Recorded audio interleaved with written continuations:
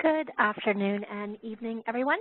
Thanks for joining our webinar tonight on the 3 things you can do to grow your practice tenfold with Dr. Lauren Brown. We're very excited to be having Dr. Brown speak with us because he is very successful and is able to share his success with practitioners so that you can all also become very successful. So Dr. Brown, he's the clinical director of AcuBalance Wellness Center and the founder of Pro-D Seminars, Medigoji, and the Integrative Fertility Symposium. After a career as a chartered professional accountant, he received his Doctor of Traditional Chinese Medicine and has gone on to be not only the founder of AcuBalance Wellness Center, but it is the first traditional Chinese medicine clinic in British Columbia that is dedicated to reproductive health and fertility. He's internationally known for groundbreaking work as an educator and advocate for integrated fertility care. And he takes his passion for Chinese medicine, in addition to his background as a CPA, and has turned this into pioneering online education.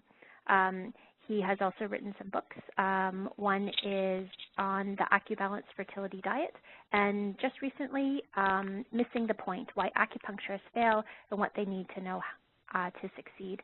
Now, this book and the information that he's going to be presenting tonight is not just relevant to acupuncturists, but to all types of healthcare practitioners out there. Okay, so without further ado, let me just pass this over to Dr. Lauren Brown, and he can get started in sharing his wisdom on how to make us all successful in practice. Lauren. Thank you very much, Heather, and again, thank you for Biomed for inviting me to speak with the idea that obviously you think I must have something valuable to share to your practitioner customers, so I'm grateful that you think that I have something to share, and thank you to those that have come on to hear the few words I have to say. And as Heather said during this live webinar, do post your questions as they come in. I know they're going to moderate them, so post them as you think of them so they can collect them and save them for me at the end. I have an hour with you, and so my plan is to leave you inspired and to provide you with some tools and change in perspective maybe that can help you grow your practice 10 times.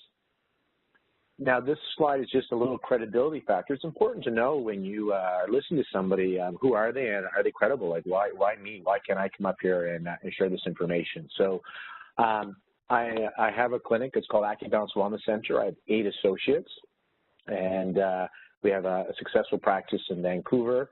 Before that, before I got into medicine, I used to be I guess I still am, I just don't practice, a CPA, chartered professional accountant. Gave me the opportunity to audit successful and not so successful companies, so got to learn a lot just through that. I was a controller and tax guy for the Ocean Spray Growers, you know, the cranberry drink in Richmond, British Columbia, Canada.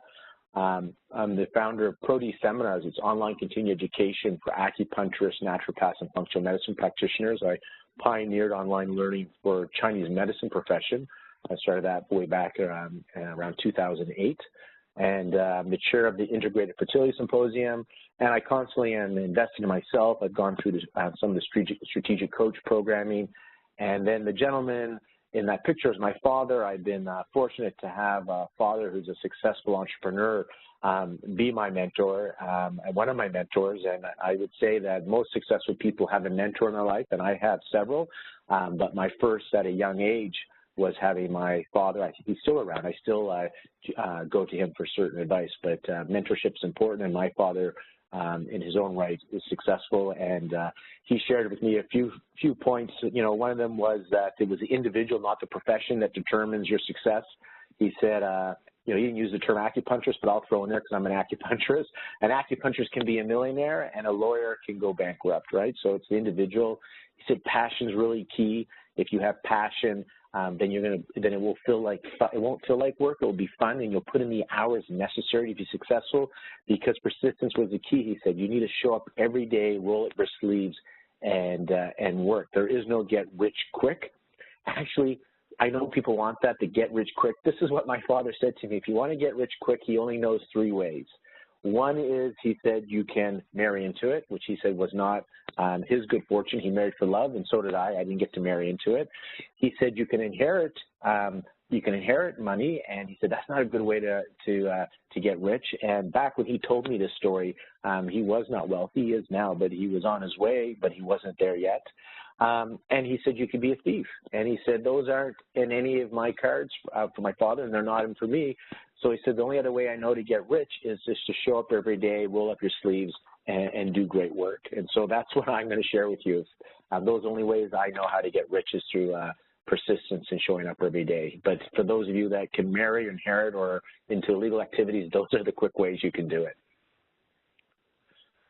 These are learning objectives, so you have the handout. So this is what I'm going to talk about over the next hour now.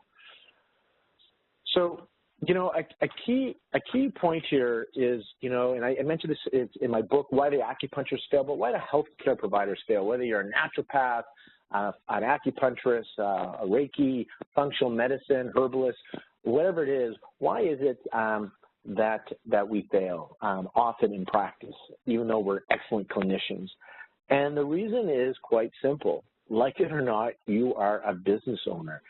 And the reason you're at risk of failing is because you're a small business. And small business, by the nature of being small, are at risk of failing. And it's just obvious based on you have the lack of cash flow. You're not like a public company where people are investing, hoping you're going to do well. You don't have all this cash at your disposal to hire consultants and all the right people and buy the right ads. You don't have that. You don't have the cash flow.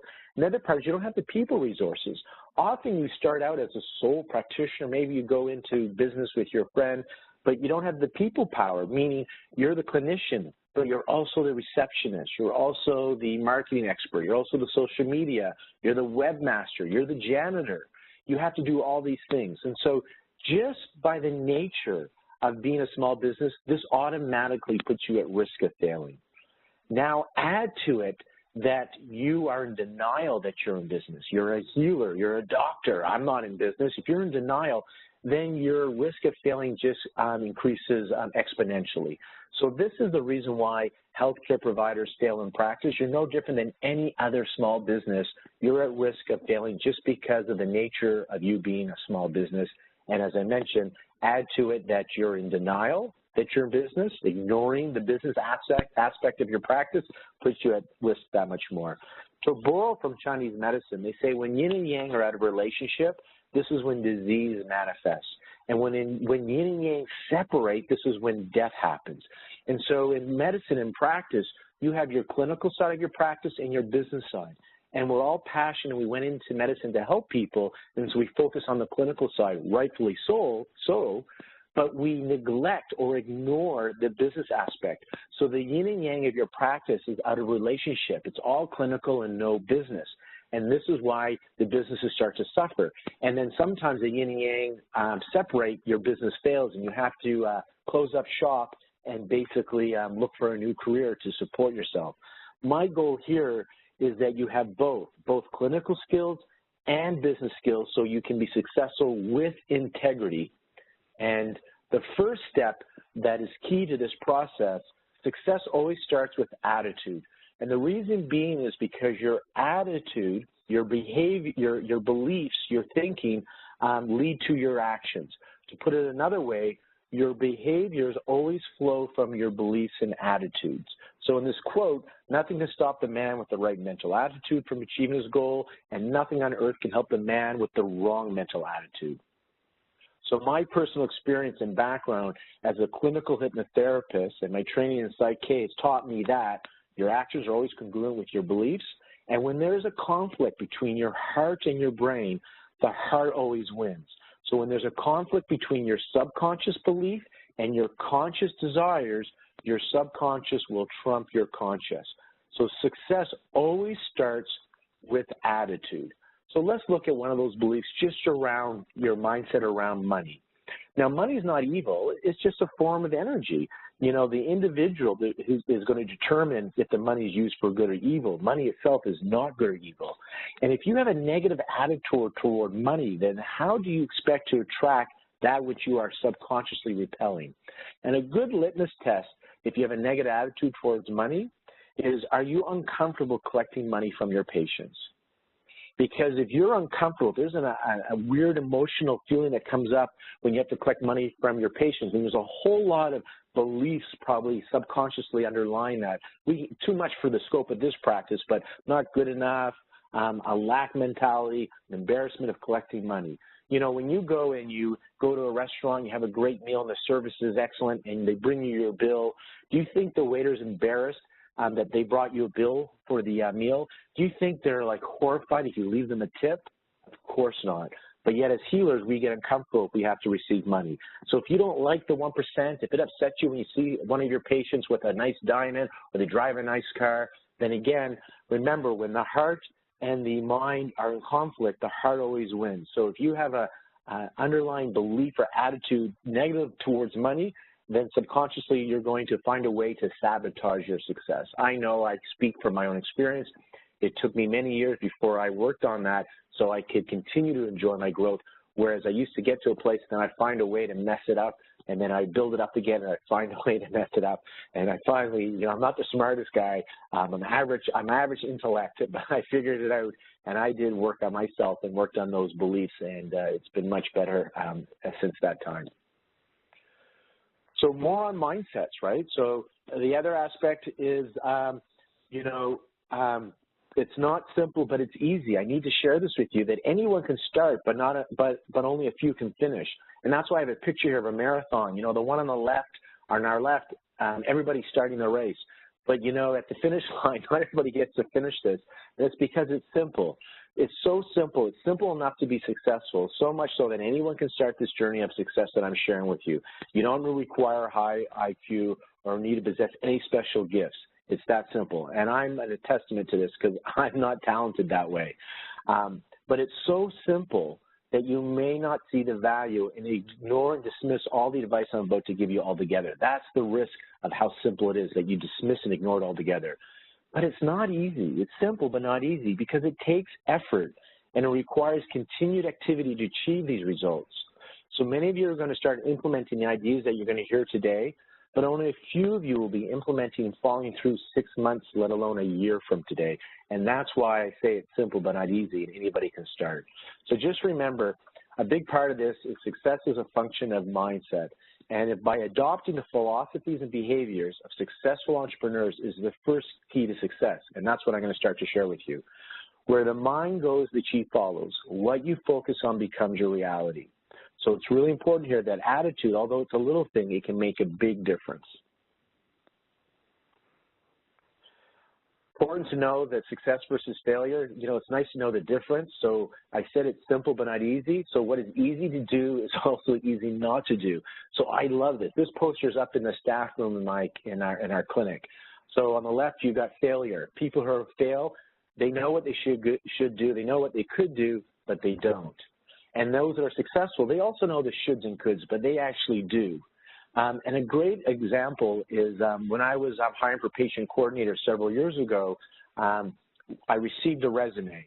And in the cover letter for the patient coordinator position, she apologizes for sending me a resume that's not dated.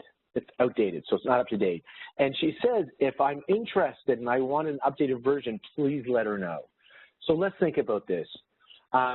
She knew what she should do. She actually admitted it in her cover letter. She told me my resume is not updated. I know it should be. There's nothing stopping her from doing it, right? She could do it, but she didn't.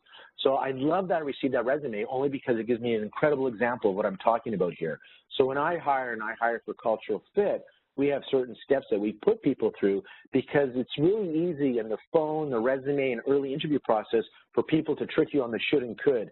But I only want to hire the people that will and do, not the won'ts and don'ts. So everybody, it's easy to talk the right game. It's hard to do the right game. And so that's the difference between success and failure. Failure is should, could, won't. They're both easy, and success is should, could, and will or do. One of the key things that my father taught me when I was about 12 years old, and here we are, persistence pays off, right? People love the idea of the overnight success, but often they don't hear the back-end story that led to that success. So the reason I have an image here of this old-fashioned well for pumping water from a well is often people come by and they see you, and they actually see you when you're on that 98th pump. So you're pumping 98, 99, 100, and all of a sudden the water comes out. And they look how easy it is for you. Look how successful you are. It was so easy, 3 pumps. What they're not aware of is that there was 97 pumps before they actually arrived on scene to see this. So persistence is the key. It's so easy to give up if you're not seeing results right away. When you plant a seed in the garden, you don't see the tomato plant the next day, right? You don't see it a week later.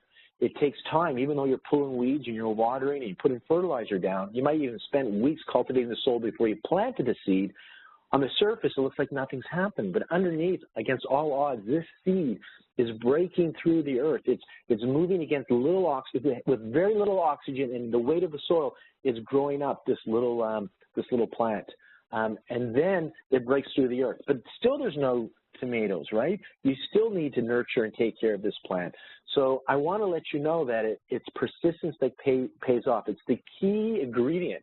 One of the key ingredients for success is that you're persistent. You keep going, and you're going to have roadblocks, but you keep following through. One other quick story is Whole Foods. So I wanted to lecture at Whole Foods. There's one right near my clinic. So the location, I know if they can make it to Whole Foods, they can make it to my office. And the demographic, people that are into health are willing to spend money on their health, eating high-quality food and into that positive experience that Whole Foods offers. It took me 13 times before they said yes. So I would go once a month, and I'd get turned down. They would say no. Now, I didn't take no as a real rejection. I didn't take it personal. I took no as I haven't communicated my value properly. So I got fortunate. During those 13 times on a monthly basis, they had a turnover in the marketing manager 3 times. So I finally got in, and we were able to present there. And I presented there for over a year, giving lectures. Then they had turnover. A new manager came in, and they wanted to toss us out. And I asked her, because we already had a talk scheduled, to come and watch our talk. She watched the talk. She liked how we did it, and we got to stay on for another 6 months to a year. The point is, it's persistence, right?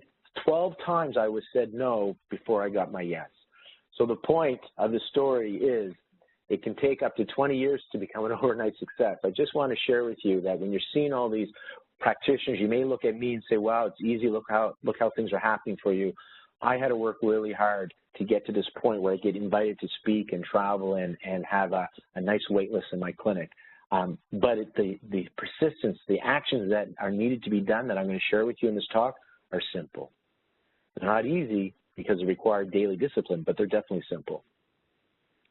So remember, there's 2 types of suffering.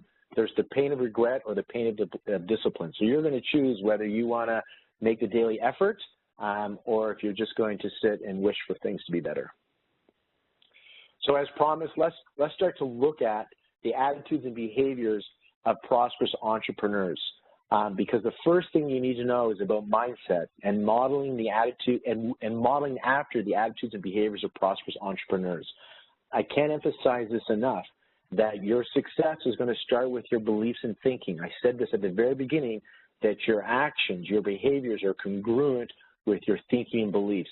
So the first thing is your attitude and your beliefs, your thinking.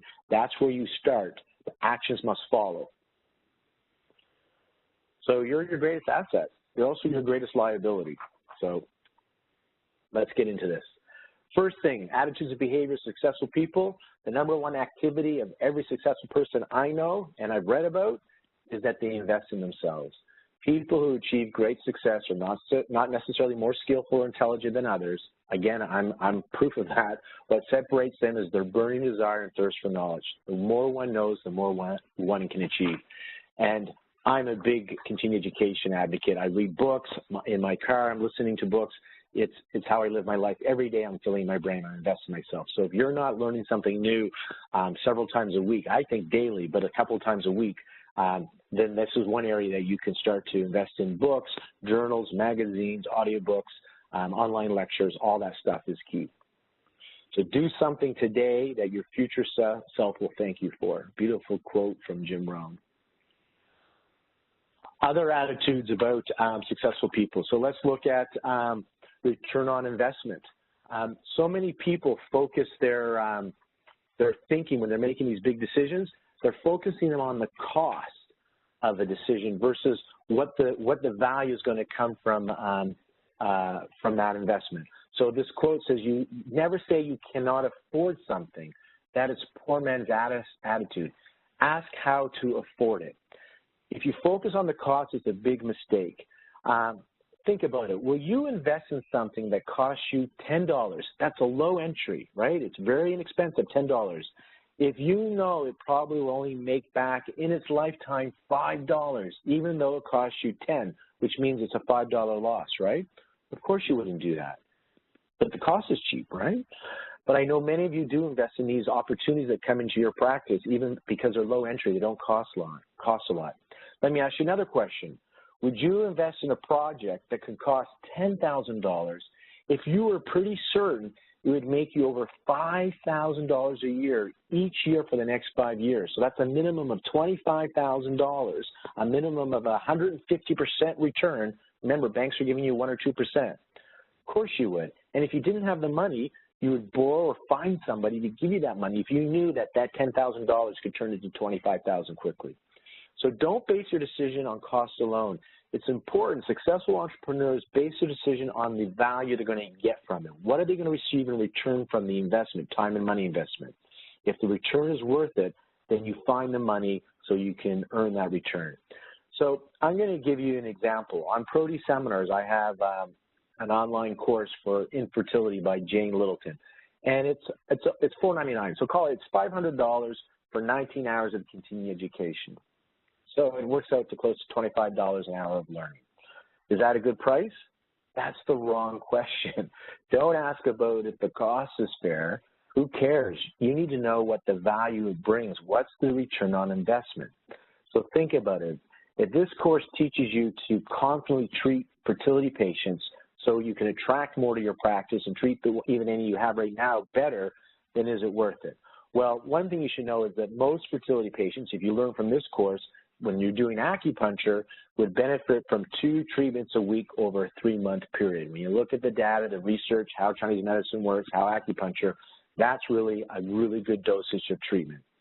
And many of the patients will use in vitro fertilization, IVF, as well as part of it. They'll want you to support their IVF with acupuncture, and you learn how to treat fertility patients and patients going through IVF using Chinese medicine, functional medicine, and IVF. And acupuncture with this course. So for my example, let's imagine it's $80 a treatment for acupuncture. You charge $80, and if you're going to come on site to do acupuncture, because there's on-site treatments before and after, it's $300. So $80 a week. Remember we said it's, let's say you decide to do it once or twice a week, your patient, and you do it for 3 months. At $80 a week, once a week for 4 weeks for 3 months then is $960. $80 a week, twice a week, for 3 months is $1,920. So if your newfound skills and confidence to treat infertility attracted just one new patient that you could clearly communicate the benefits for coming in for acupuncture for 3 months, you would generate $960 to $1,920 from just that one patient. And if they did an IVF cycle, then an additional $300 for that IVF transfer day. So just one new patient would pay you back for this course, and so it would pay you back, plus you'd profit $760 to $1,720. That's an incredible ROI. So that's my point is, how much does it cost is the wrong question, is what's this going to bring me? And is the return much greater than the investment in time and money? Other attitudes and behaviors of prosperous entrepreneurs. So another one is you got to create value, and the profit will follow, right? And I love this entrepreneur quote, I only expect people to pay me or provide me with opportunities after they are confident they are getting greater value and benefit in return. So many of us have this sense of entitlement, you know. It's that Janet Jackson song, what have you done for me lately? The American idea of the land of opportunities turned into the land of entitlement. And so it's hard to find great associates that don't come from entitlement. And if you're one of those practitioners, this is a mind shift you need to change. You only expect to be paid or provided with opportunities when you're confident you're giving greater value and benefit in return. That's got to be your attitude, because you must create value for others before you can claim your share. We actually get paid for the value we bring to the public. Think of the profit as the applause we receive for creating good value in others. The money we receive is applause. that we get for doing good value for others. So this is key, creating value. Without this, you have little chance of success, okay? Your attitude and your values are important, but your patients have to have a perceived value. They have to experience value from coming to see you. That's key. And it's important to note how many years you went to school or your amount of school debt is not valuable to your patients. They don't care. That is not valuable. Telling your patients that you're raising your fees because your rent went up is not valuable to your patients. Because you have a lot of debt is not valuable to your patients. They want to know, by coming to you and paying you good fees for your services, is how they're going to benefit. That's what's important to them. So I adopted that attitude that I only expect people to pay me or provide me with opportunity after I know they are confident they are getting greater value and benefits in return. And that starts with first me feeling confident that I'm creating that value as well. I have to believe that I'm giving value, and then I have to be able to communicate that with them. So I love this quote. It's another major mind shift here. Write this down. I suggest you write this quote down and meditate on this daily for several weeks. You don't get paid for the hour. You get paid for the value you bring to that hour. Meditate on that, okay? We're not going to talk about it. Just think about that. You bring that attitude into the treatment room, and all of a sudden you're going to bring more into the treatment room. So how do you attract patients? So in order to attract patients, you need to become more attractive to your patients, and you do this by becoming more valuable. This happens by adding more skills, constantly investing in yourself. Books, audio books, so while you're driving around your train, your bus, taking online programs with online technology, learning technology around the world. Look, here you are having a class. I don't know, some of you probably aren't in Vancouver. You're definitely not in this room with me here. It gives you easy access. There's no excuse now not to be investing in yourself. It's just such an easy aspect to get books online, audiobooks. Coaching programs, find a good coach. I think those are really beneficial. I've had coaches. I like it, taking workshops. So growing your knowledge and experience is valuable to your patients. They find this attractive. So your fees are tied to your perceived value by your patients. So to have more, you simply have to become more. Don't wish for it to be easier, wish for you to be better. Become 3 times more valuable so you can make 3 times more money. You know, when I was a chartered accountant, the way it worked in the partners in the firm is the more letters you had behind the name, the more you charge per hour. And so, you know, if you look behind my name, I have many letters. I'm developing skills. Every 2 years, I try to add letters to my business card. And it gives me reason to, you know, if I add more skills, hopefully I can charge more as well because I become more valuable and attracted to my patients. I love to learn, so it's easy. I just can't get enough. I love learning. But again, continue to invest in yourself. And I just love this. You want to make 3 times more money? Become 3 times more valuable. Again, these are just those little attitude things that you do this and it'll make a massive shift in your life. So just looking over attitudes and behaviors, protect your confidence by investing in yourself. Your patients can smell confidence. They also can smell lack of confidence. They can smell that self-doubt. So continually invest in yourself to protect your confidence. Your growing knowledge and experience is valuable to your patients. They really do find this attractive. So to review some of these key concepts, first, mindset. So we went through just a few of these. I go into much more detail on some of the mindsets and attitudes of successful entrepreneurs and practitioners in my book. Persistence is key. Remember, this is just showing up every day and doing the things that I'm going to go over in the next part of the lecture. This persistence, what I'm going to share with you, is so important. Remember, it's so simple. It's easy to dismiss and ignore. Start making decisions based on the return on investment. What value is it going to bring to you, not how much it costs? Just so you know, the patients that become dedicated to you, they're not looking at your cost. They're looking at the return, the value you bring to them, the solution you bring. Now, a lot of patients don't come to you. They say they can't afford it. It's human nature. They're stuck on the cost. They're not looking at the return. And that will be your job to help educate through good communication on the value that you're going to bring to them, how they're going to benefit. We're going to talk about that. So always invest in yourself. You are your greatest asset. Create value. Go that extra mile. And remember, success requires action. So knowing is not enough. We must apply, right? you must still do. So your habits are always congruent with your subconscious beliefs and attitudes. Just having the right thinking is not enough. It does require action. So this lineup for the Apple Store, I just have this here because I want your practice to become like the Apple of CAM practitioners. You know, I want you to be able to charge a good fee that people are willing to line up for. And I needed to share with you just the attitudes and the mindset background first because, again, what I'm going to share with you is so simple, the action steps, that you'll dismiss them. And so I wanted to give a little bit of background as to the why, what's the why behind everything we're going to talk about. So remember, attitude's key, create value, and protect your confidence through investing in yourself. So building a busy practice requires continuous referrals, and your referrals are going to come from having informed admin staff, creating informed patients, and being an informed practitioner. I put TCM practitioner, but again, CAM, naturopath, functional medicine. If you're a medical doctor that's outside MSP, same idea. So an informed admin staff, they're so key because they're your first point of contact for your patients. They get to meet your patients before you do. So you need to ensure that they're advocates for the medicine that you're practicing. So if you're an acupuncturist or if you use acupuncture in your practice, for example, you got to make sure that they don't have a fear of needles, the person that you hire, your patient coordinator, because it's going to be very hard for them to be enthusiastic to your patients about receiving acupuncture. Or if they don't like taking supplements or body work, or they don't believe in mind-body, depend on whatever you're using as your service and products. If they're not believers of it and advocates of it, then you don't want to have them in your practice because they need to instill the confidence in your patients. I actually train, and I encourage you to do this, I train my admin staff to be knowledgeable as practitioners.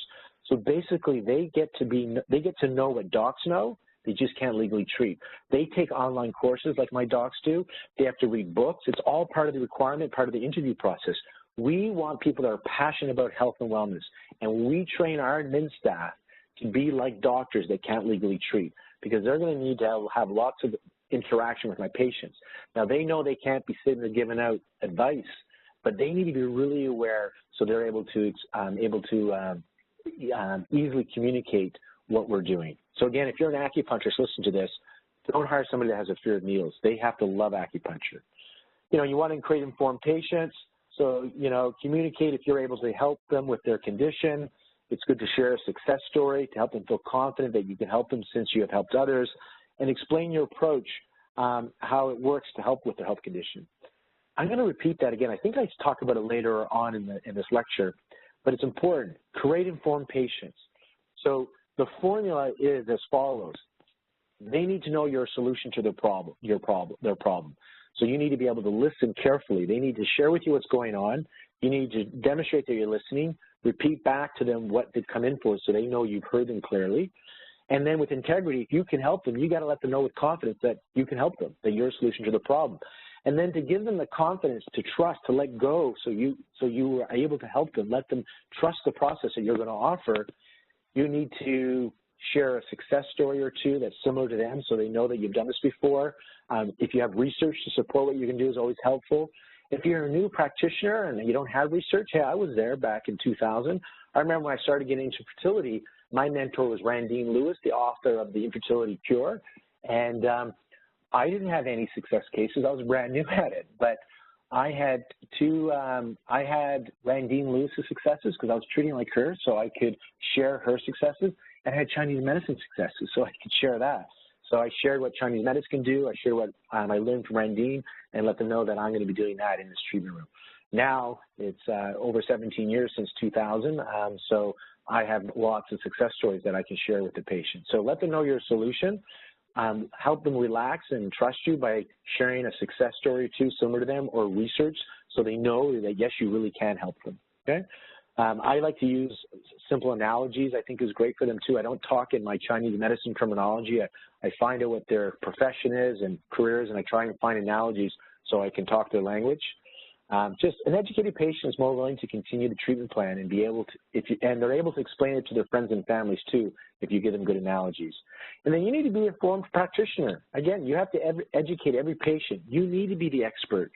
You have to be able to cite the research. You have to be able to supply learning materials. Where did that come from? You got to continue to invest in yourself. So you want to become easy to refer. To attract patients into your practice, I said you got to become attractive, and you need to be easy to refer. And easy means desirable to be referred to. You got to become a referral magnet. So when we do marketing and become referable, there's two things that you need to know. One is you have to create awareness you exist, and two is you have to remove the risk and obstacles so patients can reach you, so they can come in for treatments. And I love Dan Clement's analogy that he uses in the Practitioner's Journey to Success. He has this book. I really love the analogy. He really nailed it. And so his analogy is that you're on an island, and your patients, the public's on the other island. All your potential patients are on another island. And between you is this fast-moving stream of water that's cold and deep and moving quickly. And he says, you're on this island, the patient's on the other island, but they don't even know you exist. So part of your marketing, part of your process is creating mind shares to let them know you exist. So that's a big part of advertising is just, hey, I'm here, I exist. And even if they find out you exist and that you could possibly help them, there's this fast-moving, cold, deep running water between you. So they need to find a way to get to you. And so he talks about certain things you can do that are either stepping stones or are bridges. And if you think about this, stepping stones help them get closer to you. You know, each thing you do is like a stepping stone. It doesn't get them directly to you, but it gets them one step closer. Because when they come to the water, they put their toe in and they're like, ooh, this is cold. Ooh, this looks deep. I'm not a great swimmer. So they know you're there. They want to come to you, but they're just not feeling certain. There's too many obstacles there. There's too much risk. So you got to lay down some stepping stones for them and or bridges. So the purpose of marketing is to create, hello, I'm here, you know, for all of you guys on the other island, and it's to provide either stepping stones or bridges, okay? So let's go into some of these stepping stones. So these are stepping stones. Again, it's simple, right? Public talks. Public talks sometimes acts like a bridge, sometimes acts like a stepping stone. Doing a complimentary 15 or 13-minute consult, just a short little Q&A to let them know if it's the right fit. I often do acupuncture happy hour for the fertility clinic, the nurses, so they get to know what we do. It helps with them referring to us because they've experienced the relaxation of acupuncture. But you could do a happy hour if you do acupuncture, if you have a certain service you can give that's easy for you to do and not costly to give out. Writing articles for magazines, writing for blogs, collecting testimonials if your regulatory board allows you to post them on your website. Write a book, you know. Again, I said it's simple, not easy, but today writing a book is much easier. You used to have a publisher. Now it's so easy to self-publish.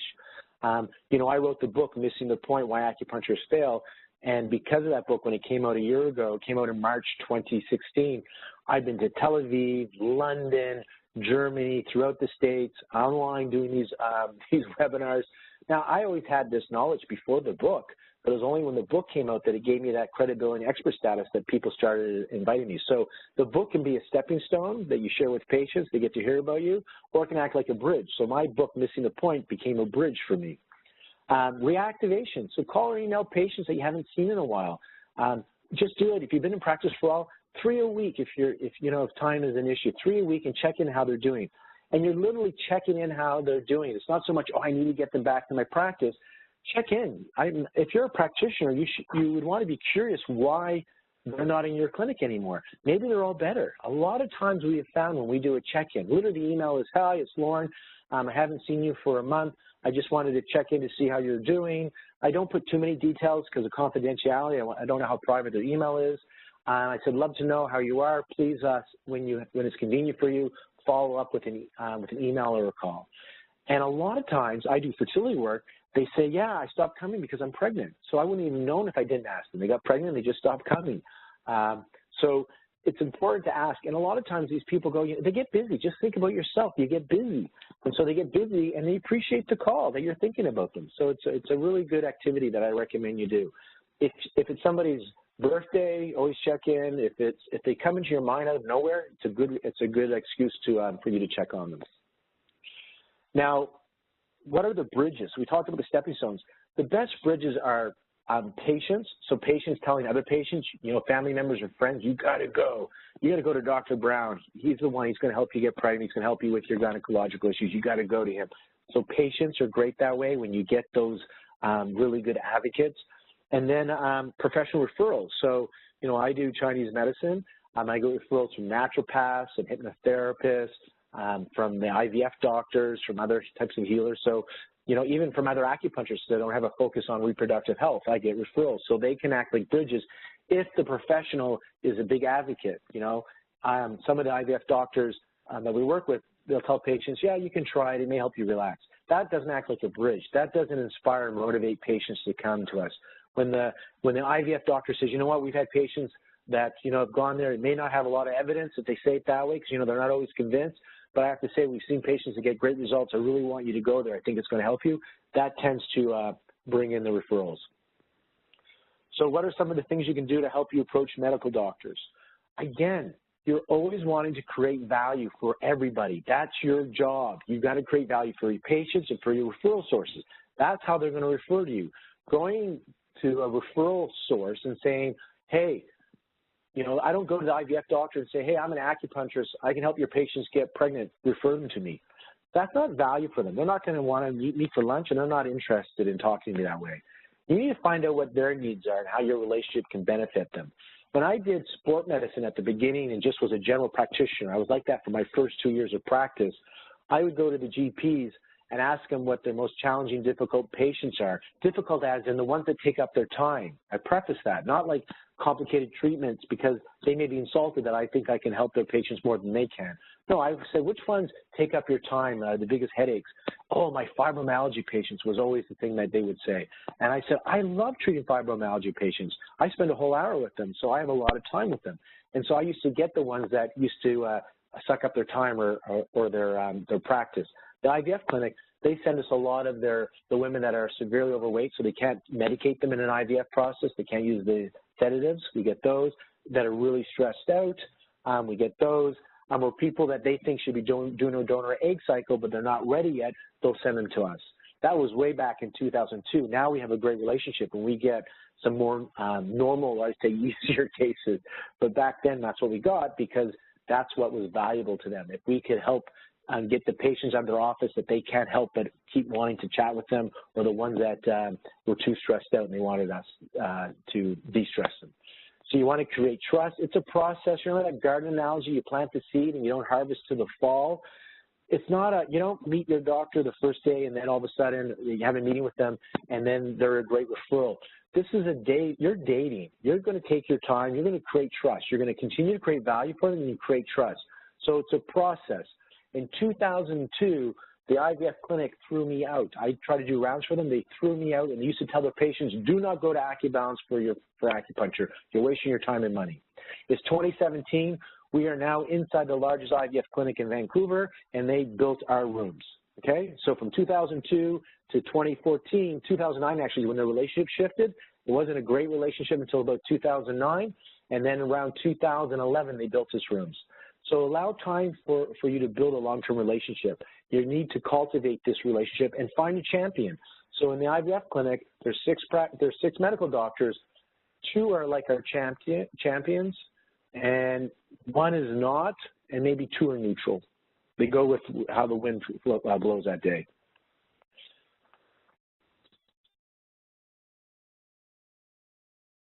Other things that you can do. Ask your mutual patients to tell your MD about the benefits they're receiving from seeing you, or if you're an acupuncturist and they're seeing a naturopath or they're seeing a functional medicine, just let them know to share this so they know that this is a great integrative approach.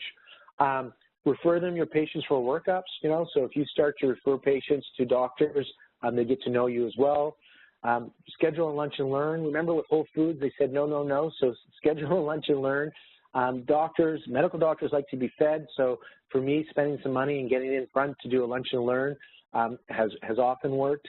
Again, make it valuable, make it about them. So when we do lunch and learns for the fertility nurses, it's not about fertility. We usually do things that they're interested in: insomnia, weight loss, anxiety. We're talking to them. We're getting them educated, letting them fall in love with the medicine we practice. It's all about relationships, okay? If they're doing talks, attend their talks and introduce yourself. Just be confident and share how you can help them and their patients. Make it about them, not you. retweet their posts now. You got all these new things you can do. Retweet their posts, share their Facebook posts.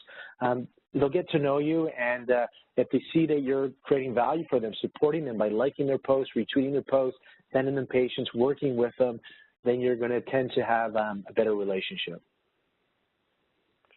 Thank you letters. This is another thing we do. So if we get a referral from a doctor, we send them a thank you letter. We send them an initial findings and treatment plan.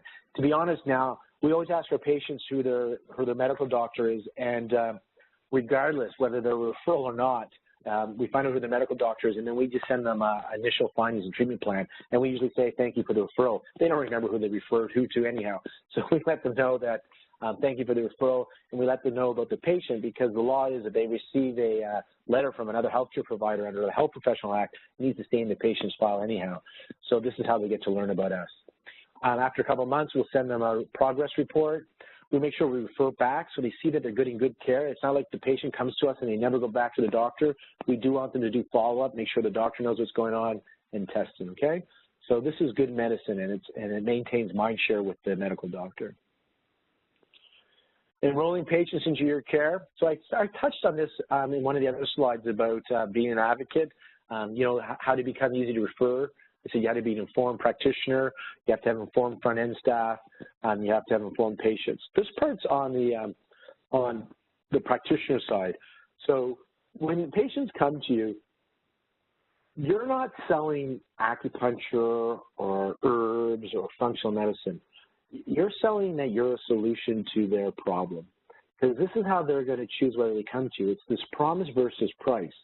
Do I believe that you can help me? Is it worth my time and money? And so this is the key. That's the value to them. That's what's going to make it attractive. So you need to be able to communicate in their language whether you can help them or not. And that's where you listen. I always ask my patients, what's your expectations from the first visit? Find out what their expectations are. Listen, find out what they're coming in for. A lot of times you assume based on their forms or based on what they look at like, or a few things they say, you think you know everything. You need to be really quiet, start to listen more in that initial consult. Really pay attention. And they're going to let you know what's really important to them. And then with integrity, if you know you can help them, you let them know, I can help you. And then you give them the confidence or the trust part, which is share your successes or research, usually both, of how you've helped other people. And usually they relax. So when I see my patients, I don't go into any of my treatment in that first initial visit until the very end. I listen to them, and then I explain how egg quality is developed. I explain all the things that's going on, what could interfere with it, and then I explain how I can help them and what would be involved. Because usually once they see that I have a few good, several success stories similar to them, they want to know, what did they do? What do I have to do? And I say, well, they do acupuncture twice a week for 3 months, and they're not pregnant. They do maintenance usually once a week after that. They do herb supplements. We do diet. We do mind body. I tell them everything we do. And they're like, all right, what do I do? Where do I sign up? So I'm not pushing what I do on my patients. I'm making sure they know I'm the solution. I'm making sure they know that the research supports what I do, or I have cases that I can support, that I can do this for them too. And then they're usually very interested in for me to do that for them. And I walk them out, and then I tell them, we're going to book you. And we usually book them a month in advance. We get them booked right away. They come out and they book, right? I don't leave it to them to decide when to book. A lot of practitioners do this. Patients come see you, and then they leave. You collect their payment or your front end, and they leave. Well, patients need to know when to come back. You're the health professional. You got to tell them what they need to do. You need to have some direction. That's your job. And you're telling them to come back not because you need the money. You're telling them to come back because that's what the treatment requires for you to get the results. I want to be very clear that this talk and how I want you to be in this world, I want you to be a prosperous healer with integrity. I don't want to teach you gimmicks to bring patients in so you're making money. That is not my goal for this lecture. My goal is that you know what you need to do to get your patients well, and you present it to them with confidence without trying to manage their wallet. Let them decide whether it's a value to them, whether they can afford it or not. So enrolling patients into your care, here's that slide again. Promise versus price, so are you the solution? Send them reminder calls or emails, so we do reminder calls and emails. Let them know the expectation of number of visits. suggest when they return for treatment, report of findings. So my patient comes in, and I start to give them advice near the end of the consult. During, I'll give them a few points, but at the end. And often, they'll say, oh, I need to write this down. But regardless, I say this, look, I'm going to give you everything on paper anyhow, so you don't need to write anything down. Just sit back and relax. I want them to know I'm going to take control. I'm going to share with them verbally. They don't need to write anything down. You relax. I'm going to do everything for you. You just have to follow some of my instructions. You got to eat differently. There's certain things I'm going to recommend. But this part, this is my job. I'm going to make sure you know what you need to do. So don't write anything down. So I share with them verbally what I'm going to do. If they're coming back a week later, they'll get a printed treatment plan of what they said their concerns are, what their goals are, and then I share how we're going to go about it and what they need to do for acupuncture, what they need to do for herbs, what testing we want to do. It's all laid out. Now, it's going to be a week off before I see them from their initial, so I will often send an email within 48 hours letting them know that I enjoyed our consult and giving them a quick summary of what we talked about and what the plan is. So when they come in a week later, it's actually a repeat of what we already got over email, because I know I'm excited and I can help this patient, but they're blind in this process.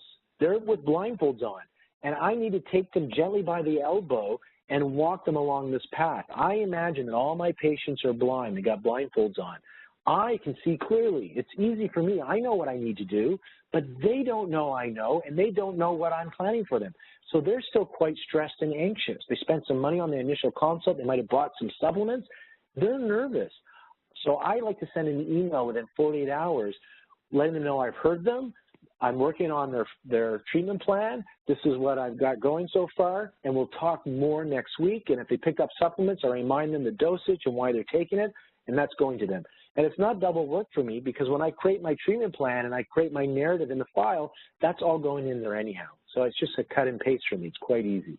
So report of findings is key. You can't just have verbal, if you're just having verbal appointments with your patients and they don't get anything on paper, either via email or on paper when you see them, then you are not giving them the confidence. The value is not there, because they're blinded and you haven't communicated your value. I know you have the value, and I know you know what to do, but that's only half the equation. The other half is the patient has to perceive the value. What makes you attractive to your patients?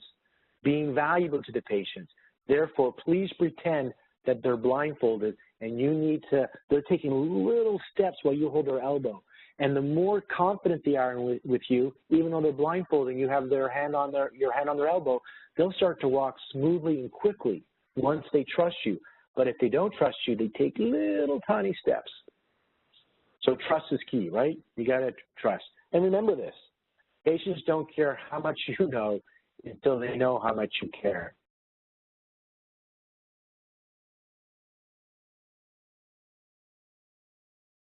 As I shared, that there's risk of you ignoring it or dismissing it altogether.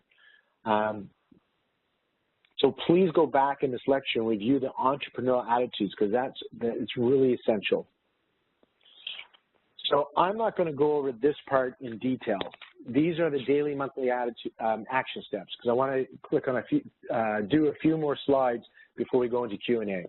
So again, I'm going to talk about this gratitude exercise. I wasn't going to actually at the beginning of this. I just gave a lecture yesterday, and it seems whenever I talk about this gratitude aspect, it gets the most feedback. So I'm going to make sure I touch on that.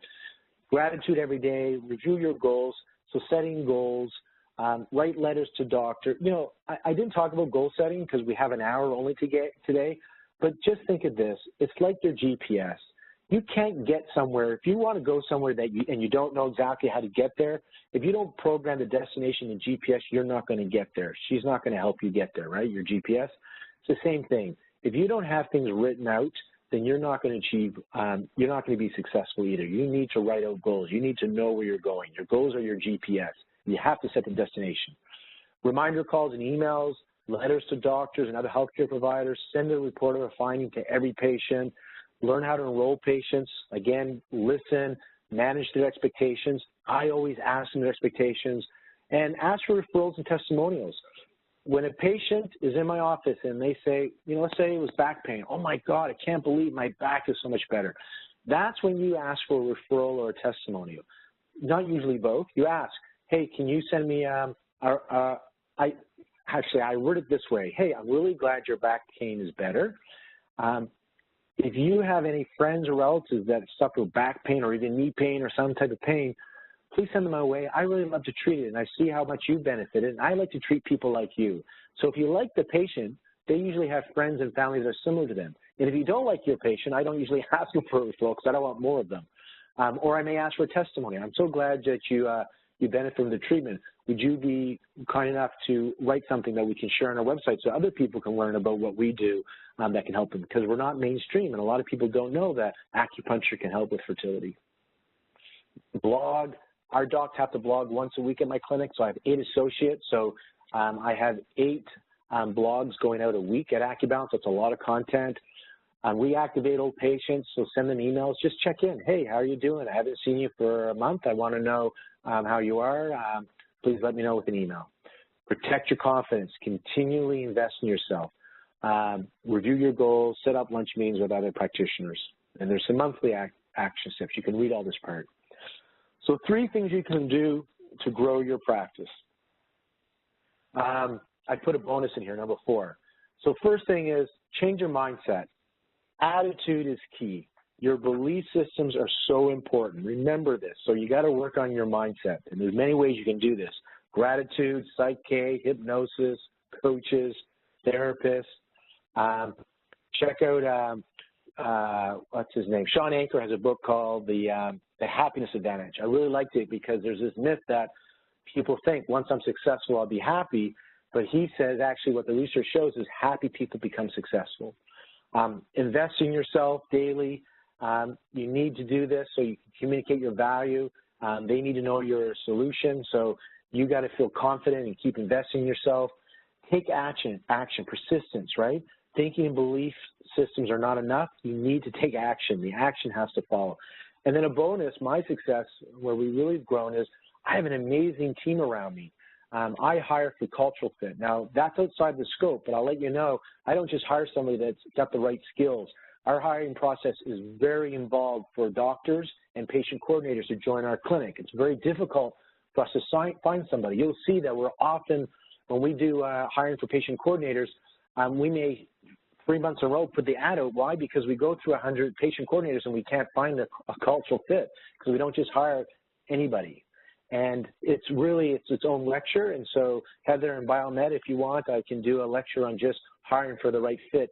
And if you get the right people around you, wow, things really start to hum and it makes life really enjoyable. I said I'm going to talk about gratitude, and so I'm going to talk about the gratitude, and then we're going to be finished. It's important here. I love this. The successful person that has not learned gratitude will not be happy. And without happiness, which depends directly on the ability to be grateful, success in life means very little. Let me elaborate on this. So I used to be successful but not happy. So many years ago, I still financially had things going on. My clinic was good. I got Pro-D. I got my I got everything going on. On the outside, you think, wow, Warren's got it going on. He's doing really well. But on the inside, I wasn't at peace. I definitely wasn't happy. And I could say that I do a lot of personal development, spiritual development. And one of the tools that was so simple that had a dramatic effect on me is practicing gratitude every day. And now I can say that I have the success, the abundance in my life. I have more so than I did many years ago. But I also have the peace and the happiness. And I also feel that if the abundance disappeared, I probably still have the peace and the happiness. So the gratitude is important because where the mind goes, the chi follows. What you focus on becomes your reality. And so if you're always focusing on what's not going well, it's called the gap. You know, you want to avoid the gap.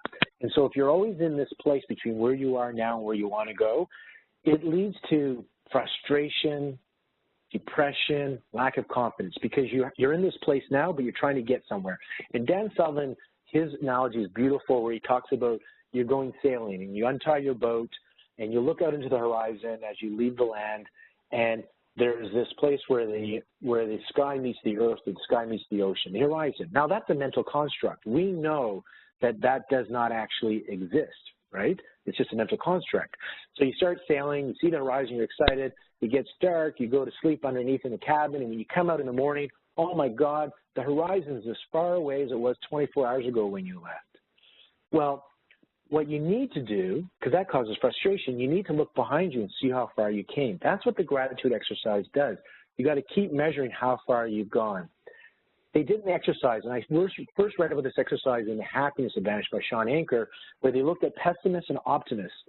And the optimist and the pessimist got this magazine, this piece of paperwork, call it a magazine, that had several pictures in it. And the object was to see how quickly you can count all the images accurately. How many images are in this document? And so what was interesting is that the pessimist took much longer on average than the optimist. Now here's the key. Everybody had identical magazines, identical documents. On the very first page where there was a couple of pictures, there was text that says, to complete this exercise immediately and collect $250, turn to the last page. On the last page it says, show the supervisor at the front that you've seen this and collect $250. Well, the optimists mostly missed that twice, although it was written there. They missed it twice. They counted everything and then handed it in. There's 110 pictures. Where the optimists, majority of them caught that, flipped it over, and got their $250 immediately. Because there's so much information coming at us on a conscious level, there's only like 5 to 7 chunks that we can take in. And so, but your subconscious takes it all in. And so if you've trained your beacon, you've trained your body, your mind to focus on what's not going well, then that's what you're going to see, what's not going well. And if you focus what's going well, then you're going to see what's going well. Your perception is going to change in life, and your reality changes, and you're going to start to see opportunities. Now, what was beautiful is they took the pessimists and they got them to write down 3 things that are going well in their life, 3 things that they're grateful for 21 days. Not only did they experience a difference in their life, but they did brain scans, and they saw that their structure of their brains changed. There were new synapses that were forming. So by doing gratitude, you can actually change the structure of your brain. So I practice gratitude every day, and I've been doing this for several years. And it's one of those simple things. You remember that Winston Churchill quote we had at the beginning? You do something, a little something can have a huge impact, that compound effect. Gratitude is one of those things. You just do it every day, and it adds up. 3 things. Now, the key is to have some emotion. The gratitude, writing something down, the thinking is important, but the thinking is important because it elicits the emotion. It's the emotion that has the charge. It's the emotion that creates the reaction in the body. So just thinking positive thoughts and saying affirmations is not enough. The positive thoughts, the affirmations, or in this case, the gratitude sentence that you're writing out has to bring up some emotions. So be patient and take time as you write things out to allow yourself to feel a little bit of gratitude when you do this. 3 original things each day. It's forcing your brain to review the last 24 hours. It's not easy. I'm going to tell you this. It's simple, but not easy. Sometimes it's hard to find things you're grateful for.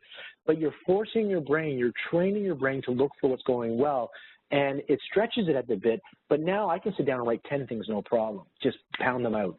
And if you find that you have something that you want to repeat, it's okay to repeat it, especially if it brings up that emotion of gratitude.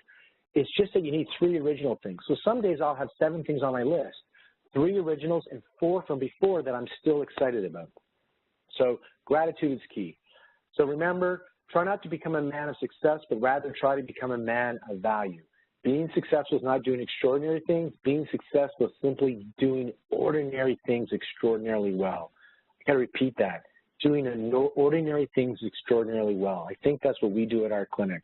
I know for me, I'm not a high IQ or anything brilliant on that level. So your take-home message is it starts with mindset, persistence pays off, daily activities, create value. Remember, the entrepreneur attitude is I only expect opportunity when I create value for others. Communicate that value. A lot of you guys are valuable, but you don't know how to or have not created the value, have not learned how to communicate the value effectively. It's not egotistically boasting about yourself. There's some humbleness to it, but you definitely have to communicate the value to your patients. Protect your confidence, invest in yourself. Stay out of the gap by practicing gratitude and continually invest in yourself. And remember, daily activity. And as we started, you're at risk of failing because you're a small business owner. So like it or not, even though you practice medicine, you're in business. And when you look at the iceberg for success, remember, the top is what everybody sees. You see this beautiful life, the success. But look what's happening below the iceberg. Persistence, things don't always work out. I fall down, but I get up again, sacrificing things, family, certain things you sacrifice. There's disappointment, but you develop good habits. You show up every day, like my father said, roll up your sleeve. You're passionate, so you're dedicated. Just some resources I want to leave you with as we take any questions that have come in. I like Dan Clement's book, The Practitioner's Path to Success. The Compound Effect by Darren Harding. I have my book, The Missing the Point, and the website's missingthepointbook.com. Online resources from Prodi seminars. Dan Clements has a couple of courses that are excellent. Cracking the Code for New Patients, Retention, when you're successful and you're in that burnout phase. There's a great class by Nicole Lang. And then if you're into that manifestation, the holistic manifestation, I really like Nicola Salter's lecture on that. Those are all online through Prodi seminars. Here's my book, and I said to Heather for today's lecture, for the rest of June of 2017, we'll ship anywhere in the world for free. So if you're interested in the book, go to missingthepointbook.com, and we'll ship anywhere in the world for free. And if you need to contact me, this is where I can be found. And this is a great time to take questions. So Heather, we'll get ready for questions, just to go through those learning objectives to make sure you know that we've covered them. I said you'll learn how your belief systems and attitudes impact your practice success. So remember, your actions are congruent with your beliefs and your thinking. The most important habits, persistence, continually invest in themselves. They create value and they communicate that value. They find a niche, so they know that not everybody needs to be their patient. They learn about return on investment, so they think about what the value is going to be, not the cost so much, when they invest in ideas, projects, opportunities. Marketing, I didn't talk about the niche, but maybe that'll come up in the questions. Specialization, finding a niche is key. I guess I took that slide out. Sorry, guys. Communicate your solution. Remembering persistence is key. In your handouts are those daily, weekly, monthly action steps. And then 3 things you can do to grow your practice. Change your mindset, remember gratitude, invest in yourself, take action, and then if Heather would have me back at Biomed, I'm happy to go into a lecture on how to hire for cultural fit, and I have another lecture I'd love to do about how to move through fear. Thank you very much.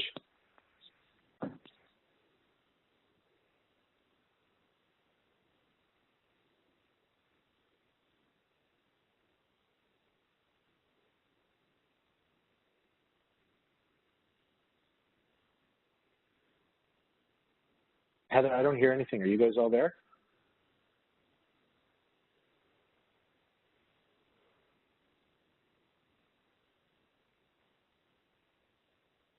Do you guys want to post any questions in the Q&A? I can see the Q&A, so I'm not hearing Heather right now.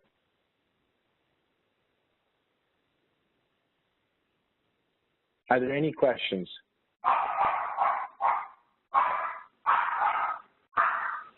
So I got Karen saying, oh no, that was great, Lauren. The book, you're asking the wrong question. Who said that? How much is your book? It's $29.95 US. Wrong question. So I'm going to thank you for asking that question.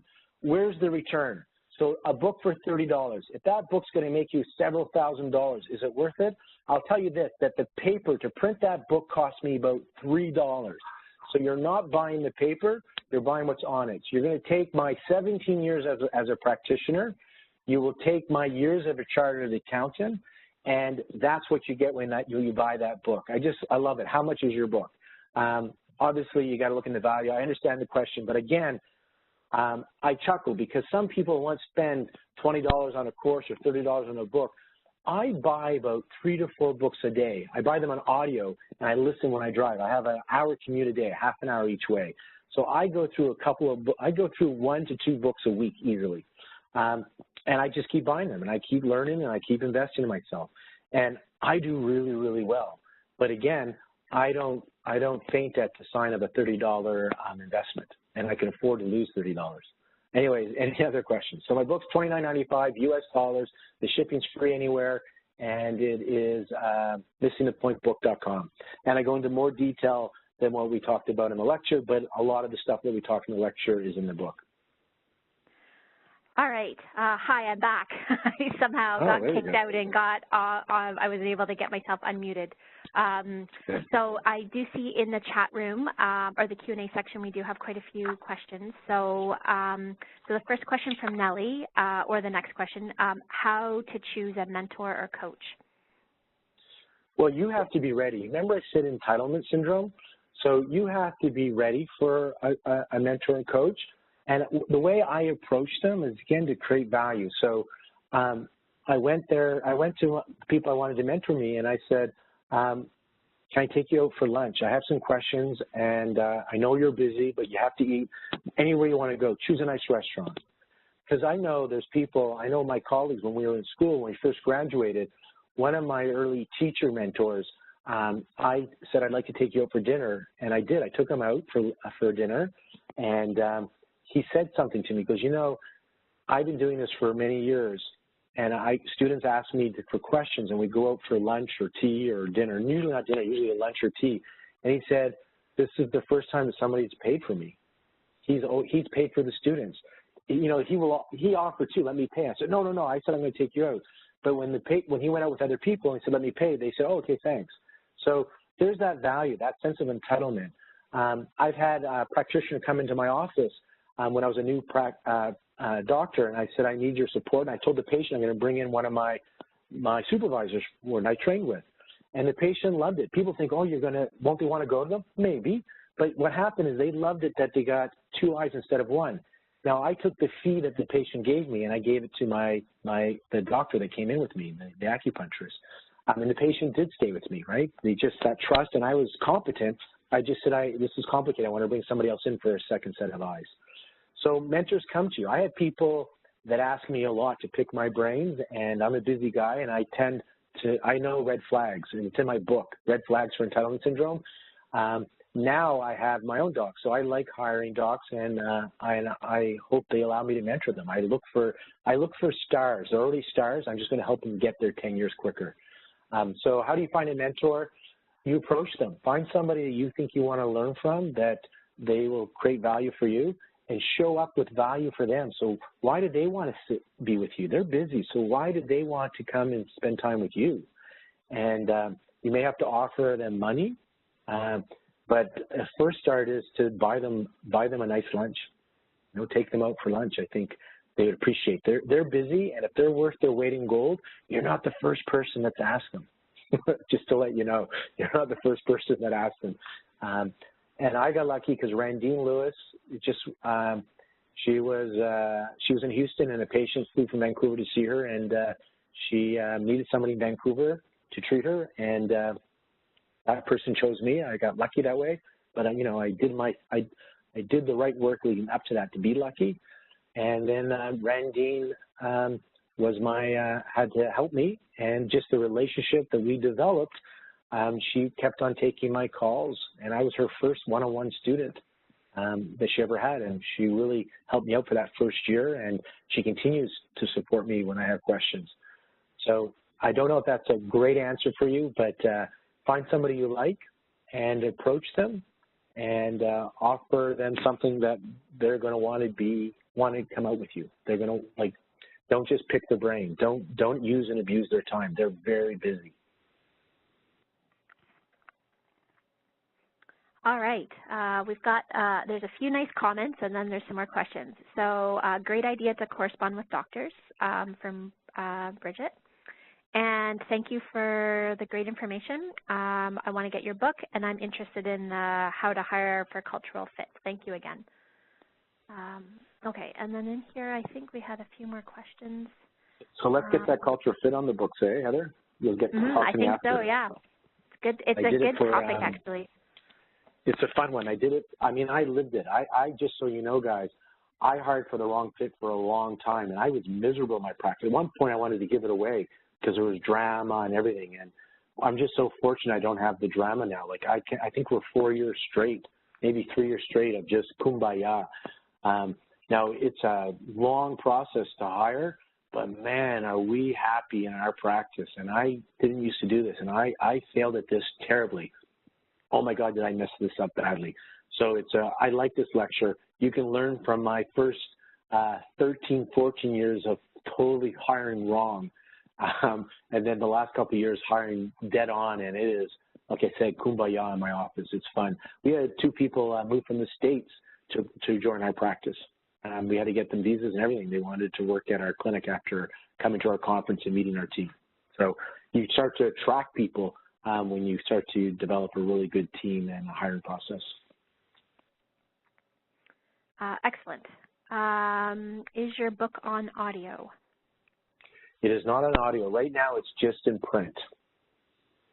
You know, the book, just so you guys know, I was asked to do this book. I'm a busy guy. I got a symposium, a conference, and a whole online platform, and I travel a lot to teach both Chinese medicine and business, right? My CPA head and my Chinese medicine head. And a few of my colleagues said our profession needs it. That's why I put the title, Why Acupuncture Still. It's for any health professional. And a few people who I had mentored encouraged me to sit down and write this book. I didn't think anybody would be interested in the book. Most healthcare providers don't gravitate to business, right? That's why we're failing. And so I said I'll put together a book, and I didn't go into, like, it's 100 pages. I didn't go into a 400-page book because I was busy and I didn't think people would be interested or want it. Now, I was wrong. I thought we would sell 200 copies in the first year, and we sold 2,000 copies in the first year. And it's gotten really good feedback. But the book and stuff was really, it's not on Kindle, it's not on audio, because it was kind of like, yeah, I'll do this for the profession here. And I spent a year and I wrote it, and it's out there. And so I didn't really think it was going to get to the masses. So you'll know about me that I'm right about a lot of things more often than not, but I'm not always right. And so I misjudged that, and that's how we prepared the book. And I haven't had a chance to go back and update it for Kindle or audio. And what I've been doing is creating more lectures. So that's what's complementing the book right now. All right, and I will, in the follow-up email I'm going to be sending after we sign off tonight, I will put a link to the book for anybody that's interested. We have some more I see a question about how did you pay your mentor when you had to visit with the patient without making it look like a kickback? There was,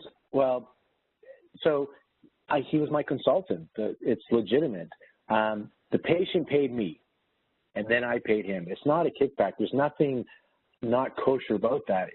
That person was my consultant. I consulted that expert to help me with the patient. Rather than doing it over the phone, he was willing to come into the room with me. And the patient knows that the doctor was there. They saw the doctor there. So I don't see anything unkosher with that. A lot of people won't pay the person. They just say, can you come in and have a look at this? And they wouldn't think of giving the person the money.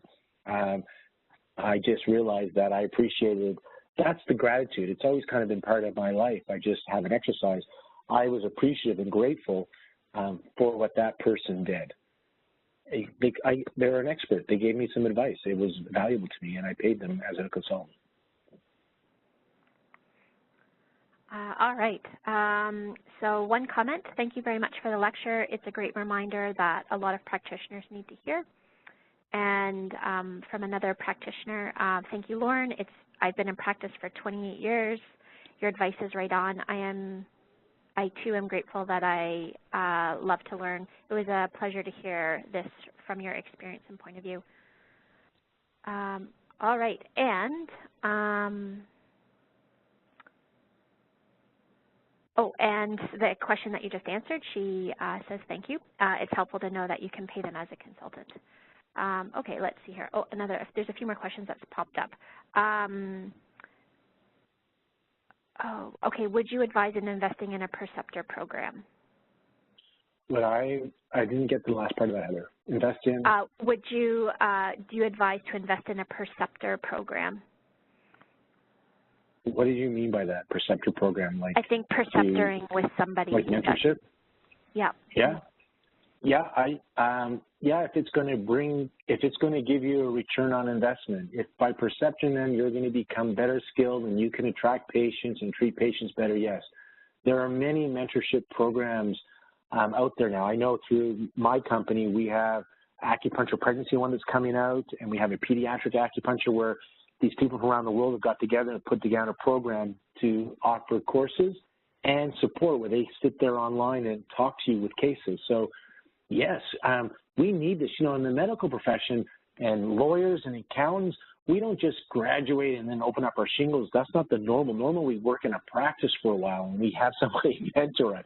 It's only in CAM, in acupuncture, naturopaths, functional, like we graduate and then all of a sudden we're all by ourselves with a little business experience and clinical experience. So it's, yes, I think it's advisable to even pay for something like that. It's like going to school. School gives you the license so you can practice, but you really know nothing when you come out of school, when you graduate. You really don't.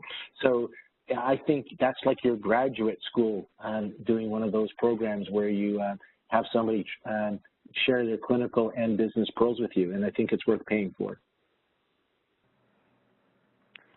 All right. I have another question, and I do know that in some ways you answered it during the presentation, but I think that there are questions that are worth bringing up. Yeah. So sure. If you've got patients that are perceiving that the remedies or supplements that they're purchasing are expensive, how do you kind of get those patients to be buying those products? Sure. So again, you're having an objection to your service or your product, so like a remedy. So first, it's your mindset. Remember, you're not selling remedies. You're selling a solution to their problem. So if they're saying the remedy is expensive, then you have not adequately communicated that you are a solution, or they're at least not feeling it that you are. The remedy is the how-to. You're not selling the how-to. You're letting them know you're a solution and that you're going to solve their problem. So I just give you an example. We have patients sometimes that come to us and say that they can't afford acupuncture, but then they go and do an IVF. An IVF is $12,000, $15,000 a stay, a lot more than a year's worth of acupuncture treatments, right? So is it affordability? No. They can't afford acupuncture. Read between the lines is, I don't see the value in paying you for acupuncture to help me get a baby. I'm not believing that you can do it. IVF, they're going to spend $12,000, $15,000. No woman in her right mind wants to inject hormones in her belly, stick a needle, it hurts. To have male doctors do several vaginal exams throughout the week and then go in and extract the eggs, and then it's not an enjoyable process. Well, why would somebody spend $12,000 to $15,000? Because the chance that in 30 days there's a 40 to 70% chance they're going to have a baby, it's worth it. So it's not the how-to. Women are doing IVF all the time, but don't tell me that they love the how-to. They want the baby, and the doctors explain that we can help you get a baby. There's a 40 or 70% chance that we can help you get a baby. Great. How much is it going to cost? $12,000. I'm in. What do I need to do? You got to do this. Okay, I'm in. Because they're stuck. They're focused on the result. So your remedy, if somebody's willing to spend thousands of dollars on hormone drugs to inject themselves in a procedure for an IVF that's painful and has no health benefits except they'll get a baby out of it, your remedies are much more easier and pleasant than that. Another example, we've had patients say that they can't afford the acupuncture. We've just started using laser for fertility. I'm pioneering this in Vancouver.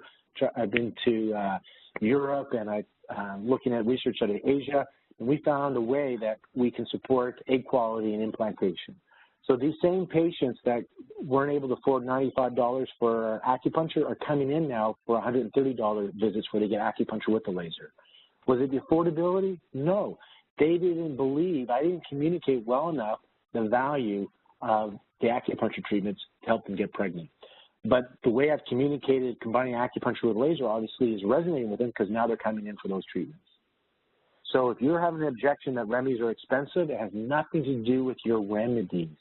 It has to do with, I'm not believing that this remedy is going to solve my problem, that it's worth it. And so that's where the issue comes. It starts at the beginning where they weren't heard clearly. You haven't communicated that you understand what their goal is. You may not have communicated that you are a solution with confidence. You might have not communicated with good analogies, with success stories, and not analogies, but success stories and research, and analogies of how you can help them. So your remedy, if you're using one of, like we use some of the standard stuff that they have at Biomed, we have people that we want to work with acidity and inflammation in their body, so we'll use Cleocala. Cleocala is not an unpleasant drink. It's disgusting, right? Take it in the morning, at night, it's salty. But if it's going to help with their pH and their inflammation, if it's going to help with their heartburn, right? They're symptoms, so don't, you got to, why do I care about inflammation or pH? Well, what's the problem? Well, the inflammation or the pH is going to resolve the heartburn you're having. Oh, now drink this. Then they're more open to taking it. So you got to explain what the remedy is doing and why. And that's the skill, and you just keep practicing. And I don't get 100% of patients willing to do this. Remember, some look at cost, not our ROI, and my job is to keep focusing on the ROI, the value, where the benefit is. And I don't manage my patients' wallets.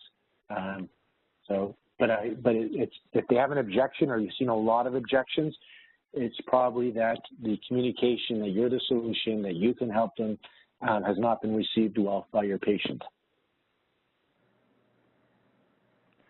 All right, that's very good advice. I think that if you bring that mindset into probably any type of practice, then this is going to lead down the road to success for sure. Yeah. And then I've got one last question. For practitioners that are in their first 5 years and they're still establishing practice, how can they differentiate themselves from their colleagues and turn their practice into a viable practice? Yeah, that's a slide that I took out on specialization. So specialization, finding a focus is key. So I did reproductive health back in 2004. That's all I was treating. And that makes you stand out in a crowd. So if you find something you're passionate about treating, it's really good that you focus on that area. It gives you expert status. It makes you a big fish in a small pond. You become an authority. And that's the key to establish yourself. To be attractive, you have to have that expert status in the minds of your patients. So if you've separated yourself from the pack, you become much more easier to refer to. And they'll seek you out instead of seeking other people out, even if they're closer to them. They'll even get on planes to see you if you're perceived as the best to treat the condition. I had a woman that recently flew in from Toronto and came to my clinic, and I didn't realize at the time that she flew in and rented a hotel by the month for 3 months to just be treated at my clinic. And on her second visit, I asked her who she was seeing and stuff while she was in Vancouver, and she says, nobody. And I go, oh, is your husband with you? No, he's home at work, so why are you here? I'm here to see you. I go, yeah, I get that. You're here. You're in Vancouver. We do fertility. You're here. But, why are you here? She goes, no, I'm here to see you. It didn't dawn on me. I had to ask a couple of times that she got on a plane to be treated by me. And what I shared with her is, you don't need to do this. I know great acupuncturists and naturopaths, because we have a naturopath at our clinic as well, that can take over your care. So what I'm going to do is I'm going to create a more comprehensive treatment plan for you, and I'm going to connect you with 2 practitioners in Toronto so you can go home sooner, save some money here, and be back with your husband and get the treatment continued. She goes, I appreciate that, but no, I want to be treated by you for 3 months, and then I'll go back there. So expert status can do that. It's also faster to get really good at one thing than many things. The book Outliers by Malcolm Gladwell, it takes about 10,000 hours, you'd say, to master a skill. So focus creates that mastery. You just cannot help but get better if you're just doing a certain area and pick a few things. Now, I'm a Chinese medicine doctor, so I treat individuals. I treat holistically. But what I communicate out there is just the reproductive health. That's the main thing I communicate. So that's what the patients see. But I still treat individually. So when they come in, they may have headaches, they may have diarrhea, they may have eczema. So I still come up with a pattern diagnosis and treat based on my medicine. But all my professional development is based on reproductive health. And, you start to see certain patterns in patients with fertility, certain issues that they have. You start to know the drugs they're on and certain things they need to do. So it makes you a real expert that even though I don't do the IVF and I don't do the Western medicine aspect of it or the naturopathy of it, I know it now because that's all I deal with, and I know a lot of the supplements, but it just makes me somebody that they can be confident because I really understand what they're going through and all the other healthcare providers they can see. So I would say finding a niche, something that you're passionate about, that you like to do. If you just treated irritable bowel syndrome, that's it, you would have a lineup for 3 months. If you just treated headaches, you would have a lineup in your practice 3 months. You just have to find one thing, and there's enough people out there that have it that will come to you, and that's all you need. I know a colleague that's created a sleep clinic. She does acupuncture, Chinese medicine. She just treats insomnia. And people are starting to travel very far to see her. We have people, we're in Vancouver, we have people from Surrey, Burnaby, Richmond, Mission, Cloverdale, Surrey, I think I said North Bend. They come to us once or twice, 3 times a week to be treated in our clinic, even though there's several practitioners closer to them, even cheaper than them, but they come to our clinic. So that's my answer to that. You need to create a niche, specialize, and develop that expert status, which means you got to communicate it. So your website has to communicate that you're a specialist, so you don't list that you treat 1,000 things. You blog about those things, you do public talks about those things, or social media. So if you look at our stuff, 80% of the stuff coming out of my clinic is on reproductive health.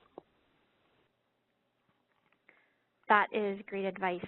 Thank you. And so thank you very much for sharing your wisdom and your expertise and everything that you've learned through your practical experience to help others be able to create more thriving and successful practices as well.